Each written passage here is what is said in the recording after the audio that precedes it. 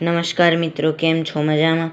હું નિસર્ગ ઠક્કર આજે આપ સૌને 9મા ધોરણના બીજા ચેપ્ટર બહુપદીઓના જે 10 નિત્યસમો છે એ વિશે આજ હું આપ સૌને માહિતી આપવા જઈ રહ્યો છું. તો પહેલું નિત્યસમ આપણે જોવા જઈએ તો a પ્લસ બીનો હોલ સ્ક્વેર એટલે a square plus 2ab plus B square. એટલે આનો મતલબ આ જે વિસ્તરણ થાય તેના માટે હું તમને એક એક્ઝામ્પલ સમજાવીશ.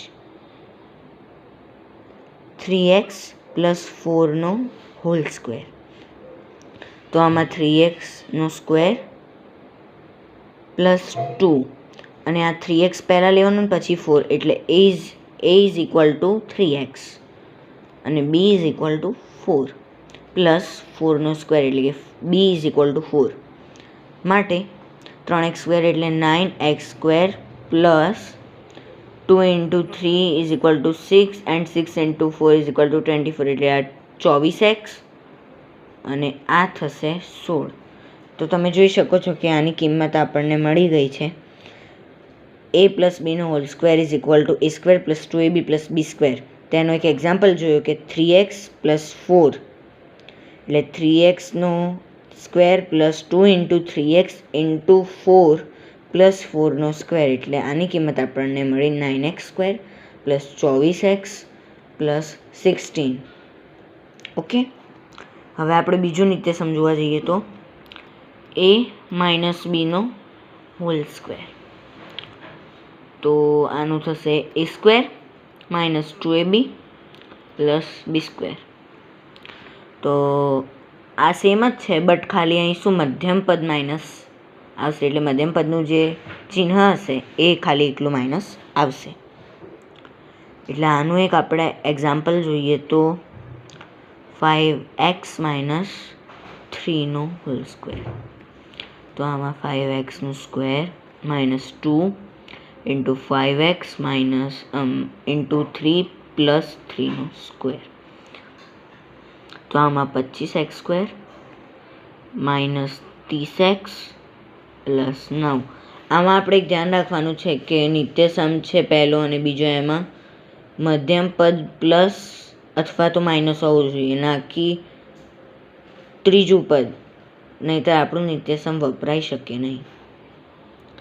ત્રીજું નિત્યસમ જોવા જઈએ તો ત્રીજું આવશે a plus b a minus b એટલે કે આમાં થાય a square minus b square. સમજણ પડી? હવે આનો એક એક્ઝામ્પલ લઈએ તો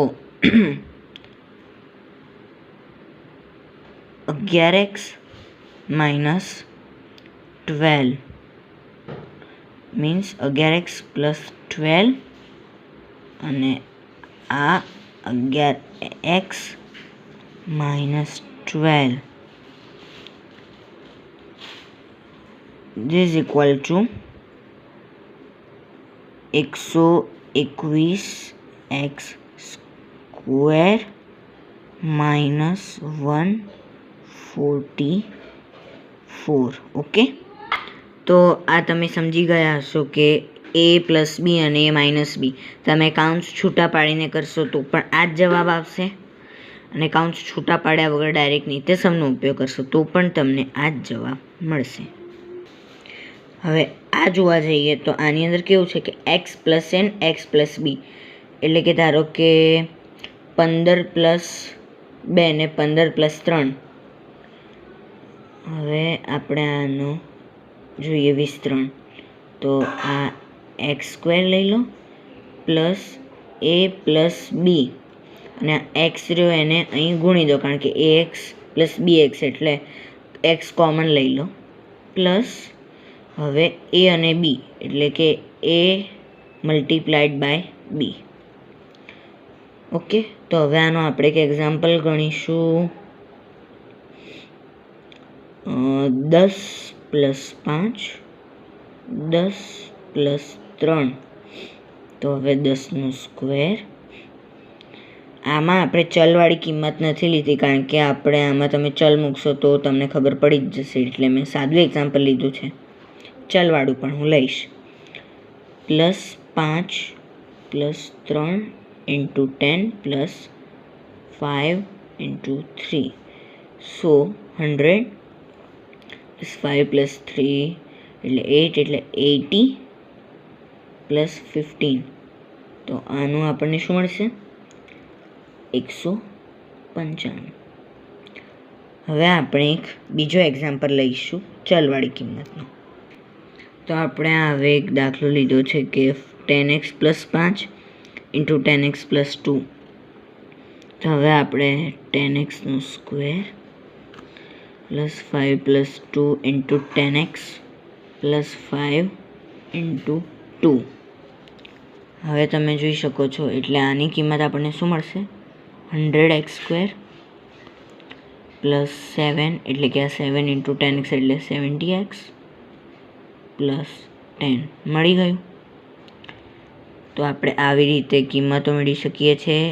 આપણે એક પોઈન્ટ નોટિસ કરીએ તો આ નિત્ય સમૂહ એટલે કે આ પ્રથમ જે 4 નિત્ય સમૂહ છે તે ધોરણ 8માં આપણે ભણી ચૂક્યા છીએ. એટલે કે આ મેં તમને નિત્ય સમૂહનું રિવિઝન કરાયું, જેથી કે તમને યાદ રહે કે આપણે આ નિત્ય સમૂહ પહેલાં કર્યા હતા. હવે આપણે નિત્ય સમૂહ કરીશું 9મા ધોરણના.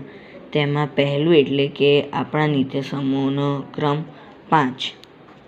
તો હવે તે છે a + b + c². તો આમાં શું થાય? દેખો, a² + b² + c² + 2ab + 2bc + 2ca. આપણે હવે આનું એક એક્ઝામ્પલ લઈશું, એક્ઝામ્પલ નંબર 1. તો હવે આપણે આનું એક એક્ઝામ્પલ લઈશું 5x 8x + 3² તો 5x² + 8x² +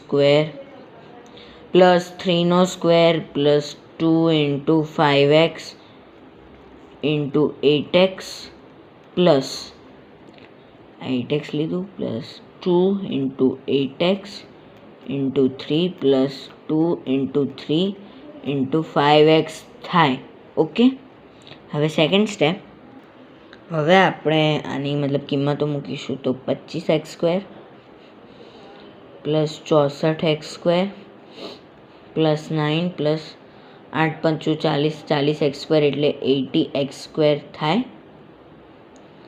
+8 × 3 = 24, 2 × 48 એટલે 48x + 15 × 2 = 30 + 30x.